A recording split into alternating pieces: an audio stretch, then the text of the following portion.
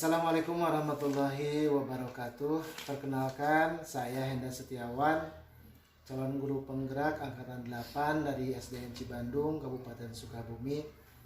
Pada kesempatan ini saya ditemani oleh Ibu Kepala SDN Cibandung. Beliau bernama Ibu Siti Komaria SPDNM. Beliau adalah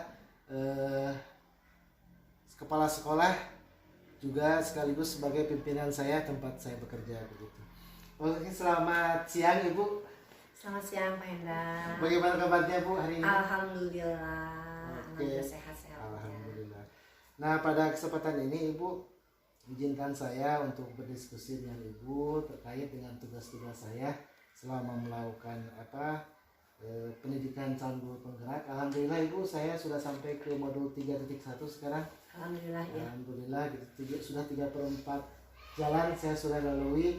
Nah, kebetulan pada modul ini adalah membahas tentang pengambilan keputusan yang mengandung nilai kebajikan oleh seorang pemimpin. Oke. Jadi ketika dihadapkan dengan seorang pemimpin ya Ibu ya, Ya. pasti ada kebijakan-kebijakan Iya.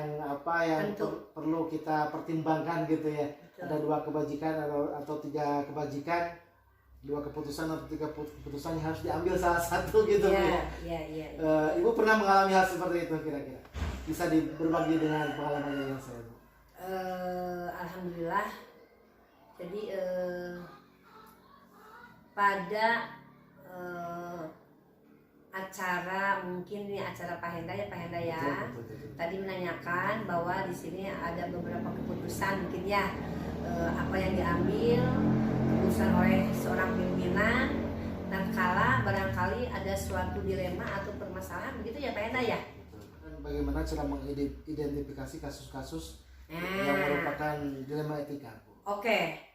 Jadi pertama saya itu Pak Henda bisa mengobservasi lingkungan, terus memantau, juga mengadakan penelitian, termasuk ini ada wawancara Pak Henda. Iya, betul. Ada wawancara baik individual maupun secara kelompok, yaitu diantaranya kita memberikan contoh tentang sikap moral dan perilaku yang lebih baik. Seperti itu. Oke, lengkap sekali Bu. Cara Ibu mengidentifikasi kasus-kasus. Mungkin itu makanan sehari-hari ya Pak Henda ya. Betul. Ada observasi, ada pemantauan, ya, ada pemantauan, wawancara. penelitian, wawancara, betul. Nah Ibu selama ini Ibu dalam menjalankan atau pengambilan keputusan yang Ibu ambil di sekolah Ibu ya, terutama untuk kasus-kasus di mana Ibu harus memilih satu di antara 2 gitu ya Bu. Ya, betul. Bagaimana langkah-langkah Ibu? Langkah-langkah saya Pak Henda yang saya mungkin lebih enak, lebih enjoy ya.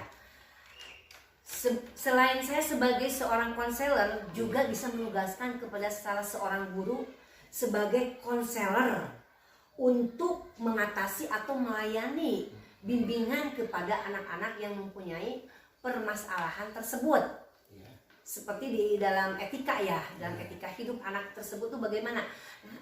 Saya mengambil keputusan kepada salah seorang guru untuk memberikan pelayanan yang lebih baik lagi dan juga dibekali dengan nilai-nilai Pancasila ataupun religius. Seperti itu Pak. Insya Allah. Jadi ada permasalahan Ibu ke siswa tuh. Betul. Bisa diceritakan dulu permasalahannya Ibu. Misalkan begini ya, ketika anak di sekolah nih, kadang-kadang anak saling membuli loh Pak Henda, saling membuli dengan temannya. Si ini begini, si itu begini, namanya juga anak kecil ya. Kalau SD itu kan anak kelas 6 itu kan masih bau kencur lah Pak gitu ya. Tapi walaupun anak bau kencur, tapi kalau lama-kelamaan membuli, saling menyebutkan, kamu pacar anu, kamu pacar ini, kamu suka itu, kamu suka ini. Nah di situ kan, lama-kelamaan keseringan itu akan terjadilah suatu dilema etika. Nah sehingga saya bisa mengambil keputusan atau ibu bisa mengambil keputusan seperti itu tadi, yaitu menugaskan salah seorang guru gitu. Betul. Terutama nanti dasarnya yang intinya nanti masuk kepada nilai-nilai Pancasila dan religius. Mantap Tuh, sekali. ya. Itu mungkin itu Pak Hendra ya, kan itu kan makanan kita sehari-hari lah mungkin ya, kalau mengajar tema itu tupoksi kita. Betul. Nah Ibu, selanjutnya yang selama ini mungkin dianggap oleh Ibu efektif ya dalam pengambilan keputusan pada kasus-kasus dilema etika ya Bu ya. Menurut Ibu seperti apa? Langkah-langkahnya? Iya, maksudnya dianggap efektif gitu untuk mengatasi kasus. Yang dianggap efektif untuk mengatasi kasus tersebut, Ibu membuat langkah-langkah. Ya, betul. Langkah ke-1, kita mengadakan program lah Pak Hendra. Ya, program. Iya, program yang mempunyai nilai akhlak, nilai akhlak ya, moral. 1, kita mengadakan program nilai sholat duha berjamaah gitu ya. Nah di situ mungkin sholat duha berjamaah itu bisa digilir Pak Hendra. Misalkan hari ini nih kelas 4 sama kelas 3, besok nih kelas 5, kelas 6. Tapi mereka juga melaksanakan sih sholat gitu ya setiap hari, cuma ini secara bergilirannya gitu. Dan nanti setelah sholat duha barangkali ada sedikit lah kultum lah 5 menit mah, berikan pencerahan kepada anak mengenai etika hidup, perilaku hidup. Nah seperti itu. Jadi dapat saya simpulkan Ibu, langkah preventif yang pertama menanamkan nilai agamis dulu. Betul. Dalam waktu mengatasi kasus seperti itu. Iya. Nah Ibu, mungkin selama ini mungkin Ibu dalam mengambil keputusan Ibu mungkin banyak tantangan ya Bu ya, tantangan gitu kan, terus hambatan. Bisa berbagi Bu tantangan atau hambatan dalam pengambilan keputusan seperti apa ya? Tantangannya terkadang Pak Hendra itu nggak disebut tantangan lah, itu makanan kita aja lah gitu ya. Enjoy. Tantangan itu adalah makanan kita betul, supaya dicerna menjadi lebih baik harus bagaimana caranya gitu ya. Nah jadi terkadang anak itu ya kalau dikasih tahu misalkan nih bagaimana sikonnya, berat atau ringan dalam menghadapi tantangan seperti itu ya, berat atau ringan. Kalau memang ringan, kita bisa cara melaksanakannya pada hari itu juga, bertepatan dengan hari itu juga mungkin ya, atau bisa dibawa anak itu di suatu ruangan, suatu tempat ya Pak Hendra ya, secara individual. Seandainya itu tantangannya itu berat Pak Hendra, nanti mungkin itu secara berkesinambungan atau berkelanjutan, bisa dilanjutkan lagi mungkin ada 2 hari lah nanti itu, tidak hanya 1 hari, dan itu tidak boleh hanya 1 hari aja, dan itu harus berkesinambungan. Dalam makanan pun kita itu nggak bisa berhenti hanya 1 hari lah makan gitu ya, nggak hanya 1 kali makan, 1 hari itu 3 kali loh kita makan. Makanya kita menghadapi tantangan ini anggap aja sebagai makanan sehari-hari ya, seperti itu. Ibu ketika pengambilan keputusan Ibu, apakah Ibu ada jadwal gitu ya, misalkan kalau begini, kalau ada suatu permasalahan yang harus diputuskan oleh Ibu, apakah kebiasaan Ibu diagendakan dulu, dijadwalkan dulu, atau bagaimana, situasional saja atau bagaimana? Nah kalau Ibu gini, situasional, bagaimana berat dan ringannya suatu permasalahan tersebut, ya enggak? Nah, jadi kalau seandainya itu ringan, ya kenapa enggak kita selesaikan sekarang juga? Ya enggak? Tidak usah pakai jadwal lah. Kalau memang itu berat, oh mungkin bisa esoknya dijadwalkan. Nah, seperti itu. Jadi kita nggak usah terlalu nggak usah terlalu menghadapi suatu masalah itu, jangan terlalu dus aja gitu ya kita tuh, oh begini-begini, enggak. Tapi dengan cara hati yang lembut, yang enak, dihadapi dengan enjoy, ya insya Allah segala sesuatu juga, suatu permasalahan itu akan terselesaikan, walaupun hari itu juga bisa. Gitu. Jadi tergantung bagaimana permasalahannya. Iya. Ibu, kalau misalkan, tentu Ibu dalam mengambil keputusan ada faktor-faktor yang mempermudah atau yang membantu Ibu dalam mengambil keputusan. Ada tidak Bu? Ada dong. Iya. Bisa diceritakan pengalaman Ibu? faktor-faktor yang mempermudah dalam mengambil keputusan. Ya. Satu, ibu tidak seorang diri loh. Iya. Nah, Betul. ibu bisa bermusyawarah juga dengan rekan kerja di sini. Dan mungkin rekan kerja pun bisa memberikan suatu inspirasi yang lebih baik ya untuk mengambil suatu keputusan itu. Satu, dengan cara kita bermusyawarah. Keduanya, itu dalam faktor-faktor tersebut untuk mengambil suatu keputusan apa ya? Iya. Didasari dengan nilai-nilai Pancasila dan religius. Ya. Betul itu. Kalau menurut ibu itu ya. Iya. Nah, jadi kalau nilai-nilai Pancasila dan religius itu mungkin termasuk kepada nantinya masuk kepada etika juga. Oh iya betul.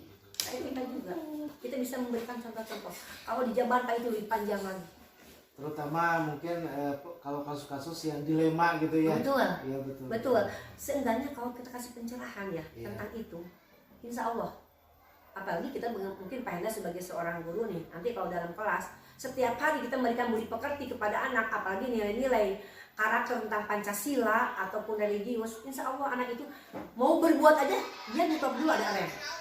Nah seperti itu Pak. Jadi tadi itu dengan cara bermusyawarah dan kita memberikan contoh atau pandangan tentang nilai-nilai Pancasila dan religius. Oke. Ya.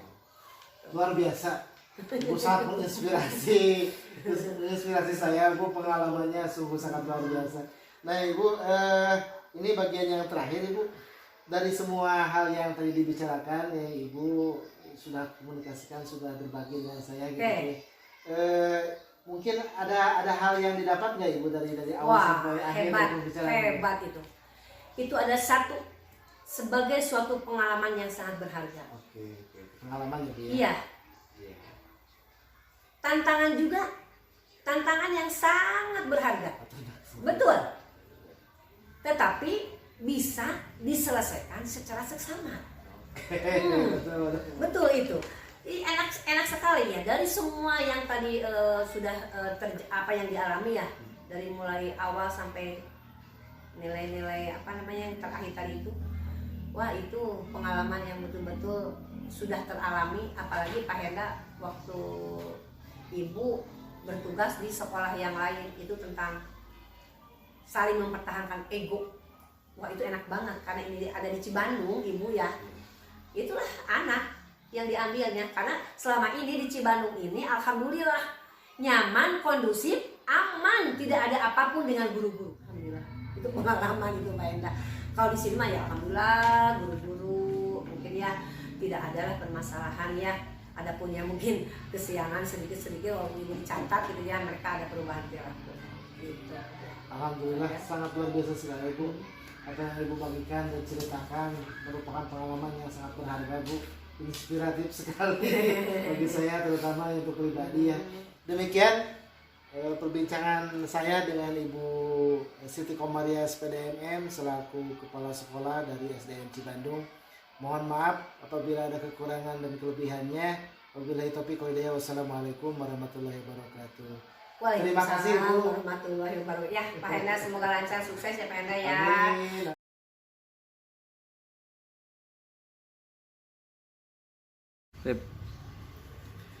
Assalamualaikum warahmatullahi wabarakatuh. Perkenalkan, saya Henda Setiawan, calon guru penggerak angkatan 8 dari SDN Cibandung, Kabupaten Sukabumi.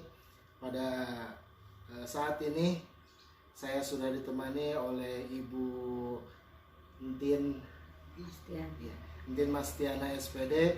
Beliau adalah selaku kepala sekolah dari SDN Pasir Benar. Assalamualaikum Bu. Waalaikumsalam. Bagaimana kabarnya, sehat Bu? Alhamdulillah. Alhamdulillah. Nah, pada kesempatan kali ini Bu, saya mohon waktunya, sekiranya Ibu menemani diskusi Bu. Ya, ada hal yang perlu saya diskusikan sama Ibu terkait dengan tugas saya selama mengikuti kegiatan guru penggerak, khususnya modul 3.1 Bu. Jadi pengambilan keputusan berbasis nilai kebajikan pemimpin. Ya, begini Bu, kadang-kadang kita dihadapkan sama kebijakan-kebijakan itu ya kepala sekolah itu. Pernah tidak ibu misalkan ada kebijakan yang merasa yang ini benar itu benar gitu, harus memilih di antara dua, pernah ada dilema seperti itu tidak Bu? Tentu saja ya, di tiap sekolah ada dilema seperti itu. Seperti halnya di sekolah kami ini di SDN Pasir Benda, saya merasa dilema dengan adanya salah seorang karyawan saya yang mungkin dalam melaksanakan tugasnya kurang begitu ya Pak, di dalam kedisiplinannya. Sedangkan kita dibutuhkan kedisiplinan, iya, terutama untuk memperlihatkan sikap kita kepada anak supaya anak itu dapat meniru kita bagaimana seharusnya. Contohnya datang ke sekolah harus lebih awal kan ya Pak ya sekarang, kemudian pulangnya juga jangan mendahului anak-anak, apalagi seperti menjadi dilema buat saya untuk orang tersebut ya, ada gitu ya Pak. Jadi bagaimana Ibu cara mengidentifikasi atau mengetahui permasalahan itu, cara-cara Ibu bagaimana mengidentifikasi? Pertama-tama saya perhatikan. Ya, beberapa hari dari saya datang lebih dulu ke sekolah, rekan-rekan yang lain juga sudah ada, dia belum juga datang. Beberapa hari saya perhatikan, kemudian saya ajak ngobrol, dipanggil ya Pak, diajak ngobrol, saya tanya permasalahannya apa, mengapa begitu sampai dia datang kesiangan. Ya, jadi perhatikan dulu, sama diamati dulu ya Bu ya. Terus Ibu juga ngobrol dari hati ke hati seperti itu ya. Betul. Nah Ibu, tadi Ibu sudah mengungkapkan permasalahan dilema etika ya Bu ya, antara dengan ada karyawan, salah satu karyawan Ibu yang kerjanya mungkin kurang bertanggung jawab begitu ya Bu ya. Nah mungkin selanjutnya Ibu, langkah-langkah atau prosedur apa ya Bu ya yang Ibu lakukan selama ini untuk menghadapi itu Bu? Iya. Langkah-langkah. Tadi setelah diperhatikan itu, diajak ngobrol apa permasalahannya, kemudian saya memberikan wejangan, masih saja belum mungkin dia belum siap untuk menerimanya. Kemudian saya juga mengajak berbicara dengan rekan-rekan, diskusi ya, tidak bisa memutuskan sendiri karena mungkin pendapat saya yang kurang tepat atau bagaimana ya, akhirnya saya memutuskan dengan rekan-rekan ya, setelah berdiskusi dengan rekan-rekan saya memutuskan diberikan wejangan dengan cara pertama dengan cara berguyon gitu ya Pak, iya, dengan bahasa yang halus sampai pada akhirnya ya, namanya juga manusia ya Pak ya, punya kesabaran yang terbatas begitu. Tapi pada akhirnya mah saya ya biarkan saja sesuai dengan kemauannya aja begitu Pak. Nah Ibu, selanjutnya nih, jadi yang selama ini dianggap oleh Ibu efektif nih dalam pengambilan keputusan, terutama keputusan-keputusan yang sifatnya dilema gitu ya. Apa yang dianggap oleh Ibu yang paling efektif begitu? Cara yang paling efektif untuk mengambil keputusan yang sifatnya dilema begitu? Ya, dengan cara berdiskusi. Diskusi ya? Ya, diskusi dengan rekan-rekan. Diskusi dan musyawarah ya? Iya. Nah yang selanjutnya itu hal apa saja yang selama ini merupakan tantangan Bu ya? Tantangan dalam pengambilan keputusan pada kasus-kasus dilema itu. Tantangannya Yaitu dengan mempertimbangkan perasaannya ya, hati nurani gitu. Iya. Pertimbangan perasaan hati nurani ya Bu ya? Iya. Yang selanjutnya Ibu, apakah Ibu memiliki sebuah tata cara atau jadwal Bu tertentu untuk menyelesaikan sebuah masalah gitu atau sebuah pengambilan keputusan? Apakah Ibu misalkan dijadwalkan nih untuk menyelesaikan masalah ini harus hari apa gitu kan, atau dadakan saja gitu, bagaimana? Situasional gitu. Ya, situasional Oh, aja. situasional aja ya gitu ya. Jadi ketika kita ada masalah, gimana situasinya ya Bu ya? Iya. Jadi ketika ada kesempatan kita lakukan, kalau tidak kita menunggu. Yang selanjutnya Ibu, adakah seseorang Bu atau faktor-faktor yang selama ini mempermudah atau membantu Ibu dalam pengambilan keputusan yang sifatnya dilema? Iya. Ya. Kalau ada Bu, bisa diceritakan Bu? Yang pertama dengan rekan-rekan dulu. Ya. Setelah berdiskusi dengan rekan-rekan, kemudian saya melangkah ke komite begitu Pak. Setelah ada kesepakatan, baru mengambil keputusan dengan seizin komite. Komite ya. Iya. Oke, atau dengan pihak-pihak yang sudah Ibu libatkan gitu. Iya. Ya. Tentunya dalam hal ini ada musyawarah ya Bu ya. Iya. Jadi ada musyawarah ya. Cukup keren Bu, cukup hebat. Ibu selaku pimpinan di sini cukup mumpuni dalam pengambilan kebijakan, pertimbangannya sudah cukup matang gitu ya Bu.